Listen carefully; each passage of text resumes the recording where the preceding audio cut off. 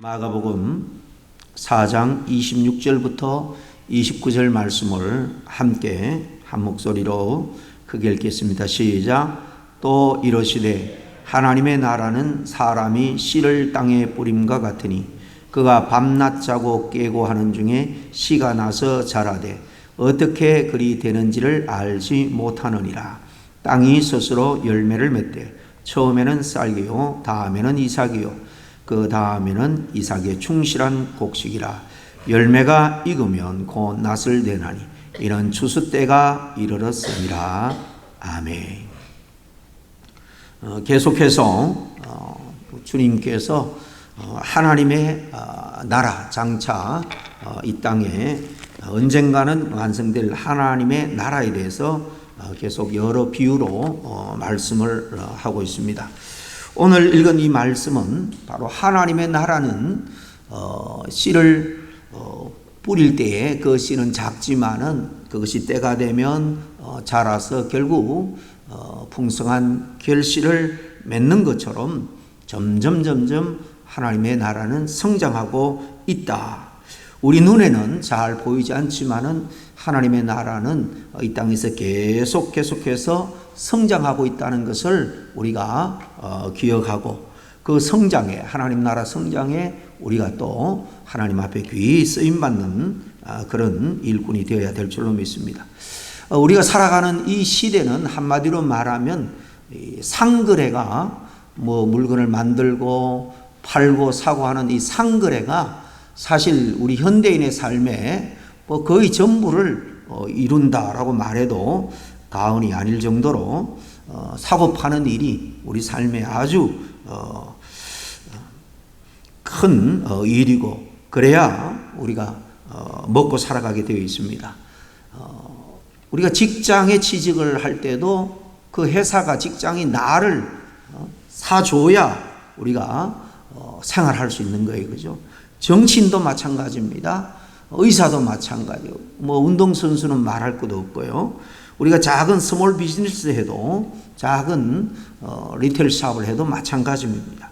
정치인의 경우는 지역 주민들이 대통령이면 국민 전체가 자신의 그 정치적인 능력, 그 역량을 국민이 인정하고 이렇게 표현하면 어떨지 모르겠습니다만 그것을 국민이 사줘야지 그런 활동을 할 수가 있는 겁니다.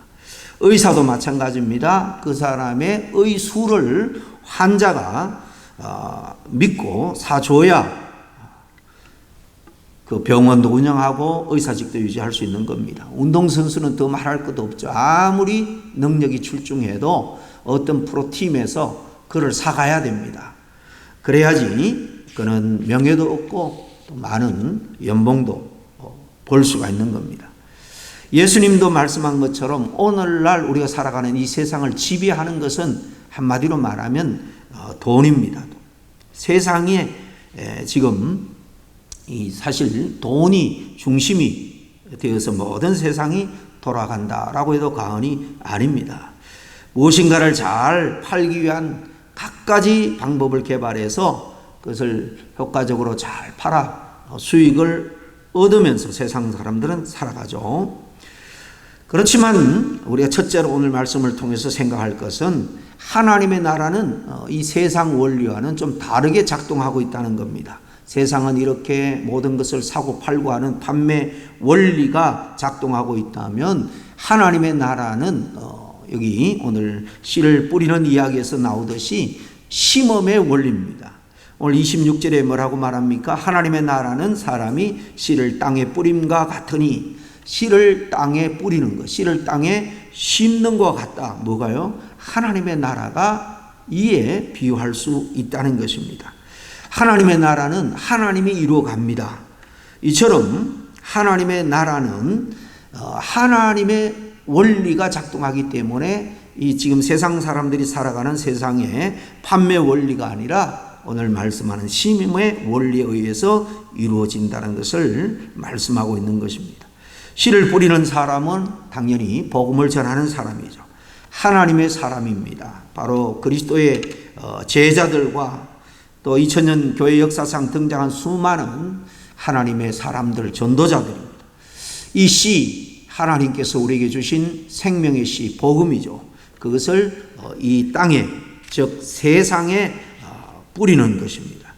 사람이 만든 대량 생산품은 잘 판매를 하면 되는 겁니다. 그러나 이 복음은 생명의 씨앗이기 때문에 그냥 팔아서 되는 것이 아니고 사람의 마음속에 잘 그 마음속에 이 생명의 씨앗을 품을 수 있도록 잘 전해야 되는 것입니다. 그래서 그 복음의 씨앗이 그 사람 마음속에 심겨지면 그 사람은 그 안에서 이제 전혀 새로운 생명으로 자라게 되는 겁니다. 거듭나서 성숙한 하나님의 사람이 되고 하나님의 나라는 이 땅에 그런 사람들이 모여서 완성이 되고 결국은 완성된 하나님의 나라에서 우리는 영생 복락을 누리게 되는 겁니다. 죽음이 지배하는 사람이 생명이 지배하는 사람으로 이 땅에서부터 바뀌기 시작하는 겁니다. 그래서 늘 우울하고 슬퍼하던 사람이 이 복음으로 말미암아 생명의 씨앗으로 말미암아 소망을 갖게 됩니다. 그래서 삶에 희망을 갖게 되고 기쁨을 누리게 되고 즐거움으로 살아가게 됩니다. 그동안 유한적인 인생을 참 한탄했던 인생이 이제 이 땅에 이 정말 제한적인 나그네 같은 삶이 다가 아니라 삶의 새로운 비전, 영원한 생명에 대한 비전이 생기기 때문인 것입니다. 이 놀라운 역사를 경험했던 사도 바울은 고린도후서 5장 17절에 이렇게 말합니다. 그런즉 누구든지 그리스도 안에 있으면 새로운 피조물이라 이전 것은 지나갔으니 보라 새 것이 되었도다. 우리는 하나님의 나라를 위해서 이렇게 씨를 뿌리는 자가 되어야 될 줄로 믿습니다. 가정에서도 직장에서도 우리가 살아가는 이 세상 어디서든지 보이지 않는 것 같지만은 그러나 그 생명을 살리는 생명의 씨앗 복음을 우리는 때를 얻든지 못 얻든지 자꾸 뿌리는 일을 해야 되는 것입니다. 세계 곳곳에 지금 아마 수십만 채 이상은 지었을 거예요. 가난한 자들 위해서 집을 지어주는 운동, 헤비타트 운동이라고 하죠. 이 정말 가난한 사람들에게 작지만은 보금자리를 만들어주는 삶의 이 씨앗을 뿌린 사람은 밀라드 풀러라는 미국의 변호사 출신 사업가입니다. 기독교 가정에서 태어나서 하나님이 지혜도 주시고 또 여러 은혜를 주셔서 아주 탁월하게 변호사가 되었고 거기에 머물지 않고 벤처기업을 해서 20대 후반에 이미 백만장자가 되었습니다. 친구가 돈 버는 재미에 정신없이 가정도 돌보지 않으니까 이 아내가 어느 날 별거를 선언합니다. 돈만 추구하는 의미 없는 인생에 내가 함께 동참할 수가 없다는 거죠. 그래서 풀러가 고민이 많이 생겼습니다. 삶의 위기를 맞게 되었습니다.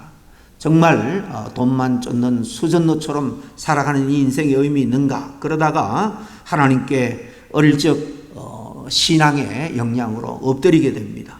그때 읽은 말씀이 신명기 15장 7절 8절 말씀입니다. 이 말씀을 그는 새로운 생명의 씨앗으로 받은 겁니다. 내 하나님 여호와께서 내게 주신 땅 어느 성읍에든지 가난한 형제가 너와 함께 거하거든 그 가난한 형제에게 내 마음을 강팍히 하지 말며 내 손을 움켜쥐지 말고 반드시 내 손을 그에게 펴서 그 요구하는 대로 쓸 것을 넉넉히 구워주라. 이 말씀입니다. 이 밀라드 풀러 부부는 1973년 이 말씀에 도전을 받고 이 말씀이 하나님께서 자기에게 주신 새로운 씨앗인 줄 알고 아프리카 자이로로 건너갑니다. 가난한 흑인들을 위해서 자기 사비를 털어서 집을 주기 시작했고 그로부터 3년 후인 76년에 오늘날 국제 헤비타트를 창설하게 됩니다. 우리가 잘 아는 것처럼 지미 카터 대통령이 은퇴 후에도 이 집 짓는 일에 기력이 있을 때까지 90이 다 될 때까지 이 운동에 참여하여 가난한 사람들에게 많은 집들을 지어준 그런 뉴스들을 많이 들었을 겁니다. 하나님은 이스라엘 사람들을 부르는데 씨앗을 뿌리는 사람으로 아브라함을 불렀죠. 그리고 이스라엘은 오랫동안 애굽의 노예로 정말 고난과 고통 속에 살아갔습니다. 그들을 해방시키기 위한 씨앗으로 하나님은 모세를 부른 겁니다. 세상을 변화시키기 위해서 하나님은 능력 있는 그런 정치인, 지식인보다도 12제자, 그냥 평범한 그런 범인인 12제자를 씨앗을 뿌리는 사람으로 불러서 세상을 변화시켰습니다. 하나님의 나라 운동을 시작했습니다. 하나님은 우리를 열심히 판매해서 돈을 벌라고 부른 것이 아니라 하나님의 나라에 씨앗을 뿌리는 그런 하나님의 사람으로 우리를 부른 줄로 믿습니다. 그래서 우리는 열심히 생명복음 씨앗을 뿌리는 자가 되어야 될 줄로 믿습니다. 둘째, 오늘 이 씨 뿌리는 하나님 나라 비유에서 보면 이 하나님의 나라는 사람이 아니라 결국은 하나님께서 만들어 가신다라는 것을 우리에게 말씀하고 있습니다. 판매하는 사람들은 모든 것을 자신이 할 수 있다고 생각하고 어떻게 하면 그 판매할 수 있는 상품을 잘 만들까, 그리고 어떻게 잘 홍보하고 포장해서 시장에 내놓을까, 여기에 고민이 많습니다. 잘하면 잘 판매를 할 수가 있죠. 자신의 역량을 개발하면 훌륭한 판매자가 되고 사업을 크게 일으킬 수 있다고 생각하고 또 그렇게 하는 사람들이 많이 있습니다. 그러나 심음의 원리가 지배하는 이 하나님의 나라는 다르다는 거예요. 오늘 읽은 28절 말씀 같이 보겠습니다. 그가 밤낮 자고 깨고 하는 중에 씨가 나서 자라되 어떻게 그리 되었는지를 알지 못하나니. 분명히 사람이 씨를 뿌립니다. 물도 주고 김을 맺을 거예요. 그런데 하루, 이틀, 사흘, 일주일, 한 달이 지나면서 무럭무럭 자라는 거예요. 자기는 그저 씨를 뿌렸고 갓꽃을 뿌립니다. 농부가 어떻게 잎을 더 크게 만들고 줄기를 더 튼튼하게 하고 열매를 맺게 할 수 있겠습니까? 땅이 스스로 열매를 맺대. 처음에는 싹이고 다음에는 충실한 이삭이 되고 축실한 곡식이 된다, 이렇게 말합니다. 농부가 씨를 뿌리지만은 씨앗이 자라나는 것, 농부의 활동보다 그 씨앗 가운데 내재된 생명력, 그리고 땅이 갖는 역할에 있음을 강조하고 있는 말씀입니다. 농부가 할 수 있는 모든 일은 단지 알맞는 장소에 씨를 뿌린 일, 가꾼 일 뿐입니다. 결코 씨를 자라게 할 수 없다는 겁니다. 씨앗을 싹 틔우고 자라게 하는 것 사람의 힘으로 되는 게 아닙니다. 전적으로 땅과 비와 공기와 해를 주관하는 하나님에게 맡겨진 거죠. 땅을 창조하시고 그 땅에 생명력을 불어 넣으시는 하나님의 사역에 의해서 결국 열매가 맺혀지는 겁니다. 사람들이 씨앗을 뿌리고 김을 매는 등 아무리 노력하지만 씨앗을 싹트게 하고 열매 맺게 하는 결정적인 원인은 하나님께 있다는 겁니다. 농부는 씨앗이 어떻게 자라는지 그 원인적인 이유와 과정을 잘 알지를 못합니다. 대자연 속에서 식물에게 아주 내밀한 성장 과정이 하나님께서 그 과정을 심어 놓았기 때문입니다. 그래서 이 모든 식물들이 결국은 하나님의 그 섭리에 의해서 자라나고 열매를 맺는 것처럼 하나님의 나라도 아주 이렇게 하나님의 손에서 신비하게 지금 자라고 있다는 것을 우리는 늘 기억해야 됩니다. 그렇기 때문에 내 힘으로 이 하나님의 나라의 모형인 이 교회를 우리가 섬기면서 내 계획과 뜻대로 되지 않는다고 좌절하거나 낭망할 필요도 없고 불평하거나 포기할 필요도 없습니다. 이것은 하나님이 궁극적으로 하시는 일이기 때문에 우리에게 맡겨진 일, 그저 씨를 뿌리는 일에 충실하면 되는 것입니다. 한 영혼을 얻는 것, 구원하는 일은 사람의 힘으로 되는 것이 아니고 전적으로 하나님에게 속한 영역임을 우리가 늘 기억하고 최선을 다해서 부르는 저와 여러분이 될 수 있기를 바랍니다. 또 하나, 오늘 이 하나님의 나라는 완전한 그런 완제품을 생산하는 일이 아니라 점진적으로 조금씩 자라가고 있다, 성장하고 있다라는 것을 우리에게 말씀합니다.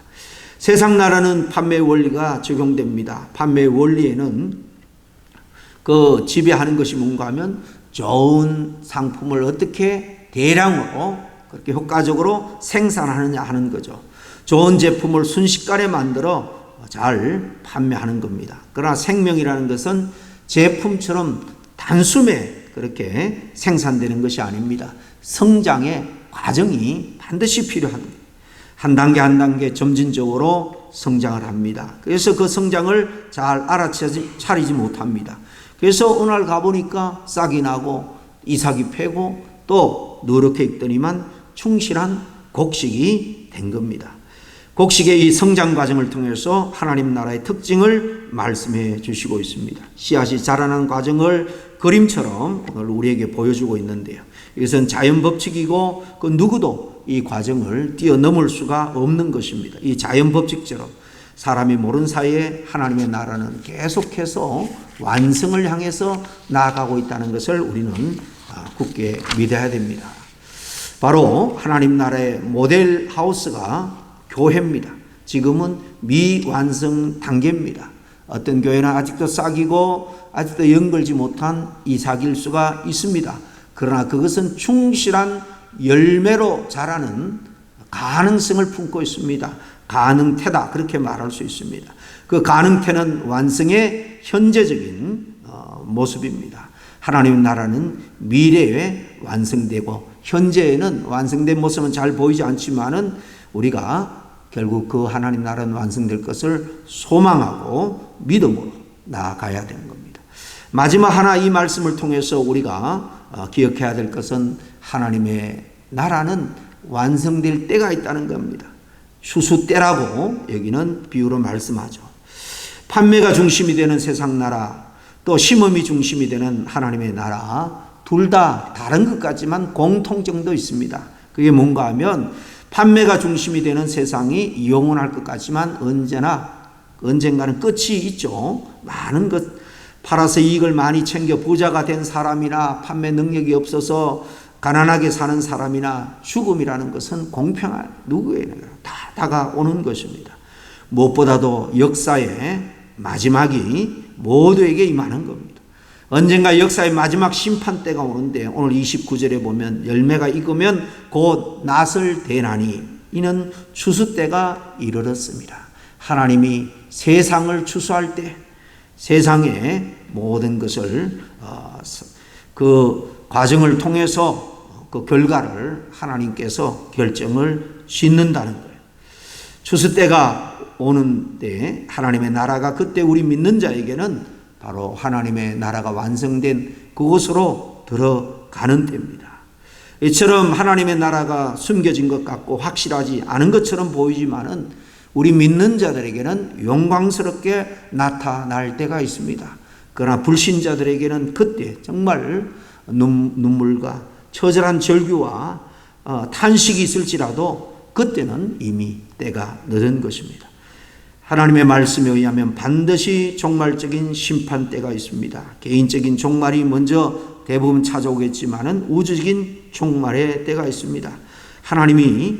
주님이 천사장의 나팔 소리와 함께 오실 때입니다. 개인 종말을 맞은 믿음의 사람들은 썩지 아니할 영광의 몸을 입고 먼저 주님을 맞게 될 것입니다. 이때 정말 불신자들에게는 무슨 형벌의 심판이 될 것입니다. 우리가 정말 이 땅의 모든 삶을 성공적으로 산다라는 것은 끝이 좋아야 되는 것입니다. 결과가 좋아야 되는 것입니다. 과정은 변하고 흘러갈 수밖에 없습니다. 그 나그네 같은 인생 삶은 과정으로 지나갑니다. 그러나 우리에게는 영원한 삶이 있는데 천국에서 영원히 살든지 지옥에서 불지옥에서 영원히 살든지 하나밖에는 없습니다. 오늘 시편 126편 5절 6절 말씀을 통해서 오늘 들은 말씀을 우리가 마무리하고 우리의 마음을 새롭게 하기를 원합니다. 눈물을 흘리며 씨를 뿌리는 자는 기쁨으로 단을 거두리로다. 울며 씨를 뿌리러 나가는 자는 정녕 기쁨으로 그 단을 가지고 돌아오리로다. 우리가 하나님의 나라를 세워나가고 내 자신이 하나님의 나라의 지체로 성장해 나가는 데 있어서 이것은 눈물을 흘리며 뿌리는 씨와 같다는 것입니다. 쉽지 않은 것입니다. 순종이 필요하고 헌신이 필요하고 희생이 필요하다는 사실을 늘 기억하고 저와 여러분이 하나님이 기뻐하는 그런 열매가 되기를 원하고 또 열매를 맺는 그런 삶에 동참하는 저와 여러분 될 수 있기를 바랍니다. 함께 기도하겠습니다. 주님 아버지, 오늘 말씀을 통해서 보이지 않지만은 저희 개인들과 교회를 통해서 하나님의 나라를 계속해서 성장시켜 나가는 것을 다시 한번 믿음과 또 소망 가운데 바라볼 수 있도록 인도해 주시니 감사합니다. 가정에 장애물이 있고 어려움이 있을지라도 좌절하거나 낙망하지 말고 용기를 내어 내 한 사람 한 사람이 먼저 정말 연걸어가는 그 생명의 씨앗이 열매가 되게 헌신하는 삶을 살게 해주시고 또 주변에 또 생명의 씨앗을 열심으로 뿌리는 전도인의 삶을 살아갈 수 있도록 인도하여 주옵소서. 예수님 이름으로 기도하옵나이다. 아멘.